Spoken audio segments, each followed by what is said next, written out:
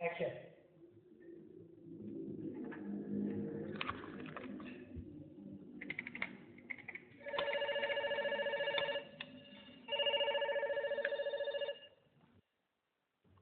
Iya. Halo, selamat siang Pak Ami. Selamat siang. Iya Pak Ami. Saya perkenalkan, nama saya Dimas dari Bank KRUT Pak.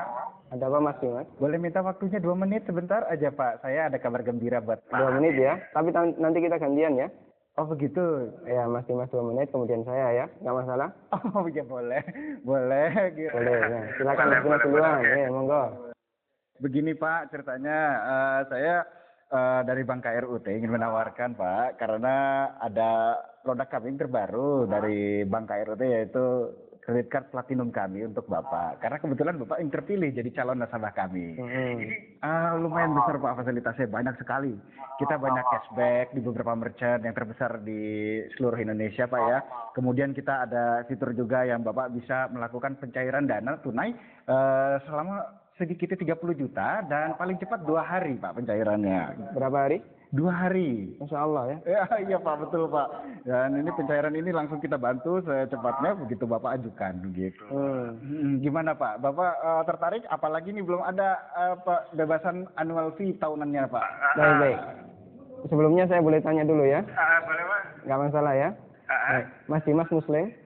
Saya, iya Pak, betul Pak. Ya, alhamdulillah ya, kita sama-sama Muslim. Mas Dimas pernah dengar nggak tentang riba? Iya, pernah dengar maksudnya. Iya. Pernah kebayang bahaya riba nggak? Bahaya riba, iya tahu Pak. Mungkin pernah dengar hadisnya atau ayat Qur'annya. Pak, tapi Pak, Abi bagaimana? Masih tertarik Pak dengan kartu kredit platinum kami Pak? Nanti kita lanjutkan. Saya boleh cerita dulu? Ya, boleh. Ya. Jadi gini Mas Dimas. Coba Mas Dimas bayangkan kalau ada orang yang berzina sama ibunya. Kira-kira respon masyarakat gimana?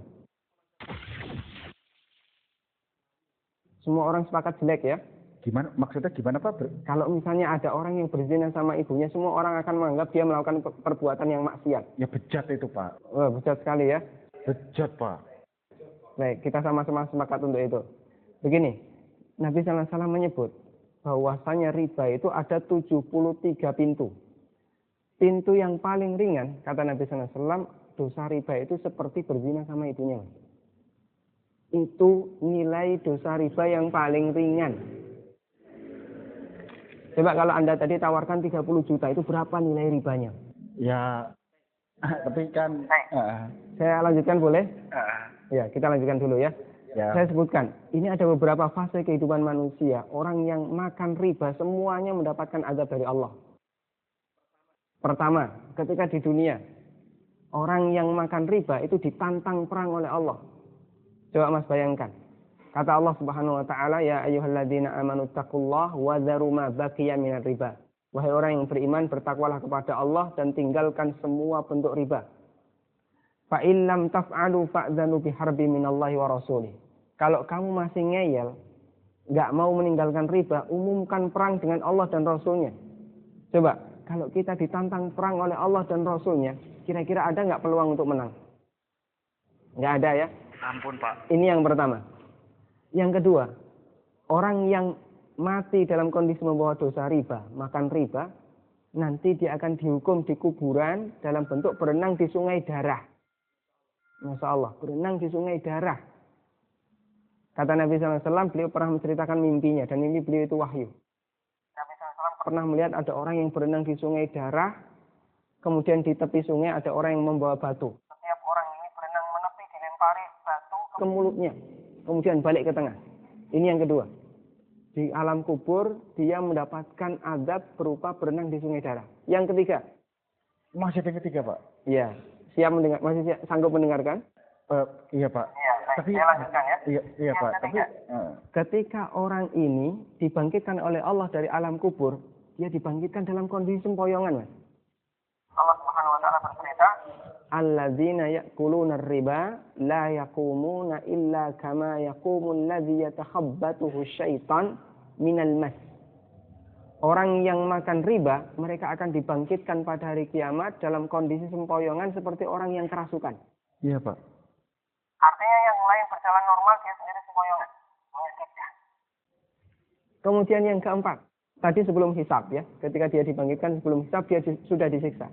Yang keempat setelah dihisab, orang yang makan riba itu kan makan harta haram ya. Iya Pak. Makan harta haram, kita sepakat itu. Kalau kemudian daging kita tumbuh dari sesuatu yang haram, berhak nggak dapat surga? Enggak Pak. Layak nggak dapat surga? Enggak Pak. Sementara tempat di akhirat cuma ada dua pilihan. Kalau nggak surga, Neraka Pak. maka kata Nabi SAW, kullu lahmin nabata bin suhtin, setiap daging yang tumbuh dari sesuatu yang haram, kata beliau, annar aulabi. Iya Pak. Neraka lebih layak dagingnya. Coba Mas Dimas bisa perhatikan, dalam 4 fase kehidupan orang yang makan riba itu semuanya sengsara. Ketika masih hidup di dunia dia ditantang perang oleh Allah. Ketika mati dia berenang di sungai darah. Iya Pak. Ketika dibangkitkan dalam kondisi sempoyongan, setelah hisab dia ditempatkan di neraka. Iya Pak. Masya Allah. Masih ada tawaran yang lain? Ampun Pak. Masih dilanjutkan? Hei, ampun Pak. Mas Dimas bisa renungkan Iya Pak. beberapa poin yang tadi saya sampaikan. Iya, Pak. Nanti kalau misalnya ada sesuatu yang belum jelas, tidak masalah hubungi saya lagi. Iya, Pak. Kita akan lanjutkan diskusi tentang riba. Iya Pak. Bisa? Bisa Pak. Ya, terima kasih ya. Assalamualaikum. Waalaikumsalam.